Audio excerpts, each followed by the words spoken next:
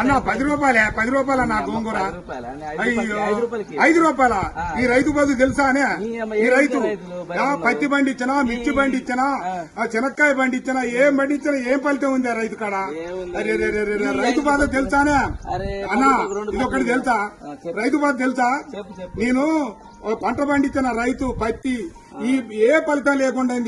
రైతునయ్యి పుట్టినాను రైతునయ్యి పెరిగినాను రాయినయ్యి నేను పుడితే రంది లేకుంటుందనయ్యా పత్తి పంట నేను ఎత్తే మిత్తి కన్నా ఎల్లలే ఏం బతుకు ఏం బతుకు ఈ రైతు బతుకు చూడరా ఏం బతుకు ఏం బతుకు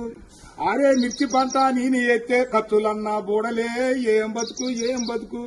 ఈ రైతు బతుకు ఈ బతుకు నేను బతుకాను పల్లెరుగా ఎల్లో పలుగురాల చేరుగాడ పాములు తెల్లల్లా తిరిగి ఎద్దులాగా ఎద్దు నాగి వానగుంటల నీళ్లు దాగి ముళ్ళ కంచాలెక్కి దూకితే గడ్డి మోపే గొంగడాయే పెంటగడ్డే పక్కల ఎత్తుని ఏం బతుకు ఏం బతుకన్నాను ఈ రైతు బతుకు ఏం బతుకు అయ్యా 5 రూపాయలు అడుగుతావు 6 నెలల బట్టి సాదుకొని నీ ఇంటికి వచ్చి బండి 5 రూపాయల కోసం అడుగుతావు ఈ రైతు బతుకు ఎక్కడైనా చూసుకోలేవా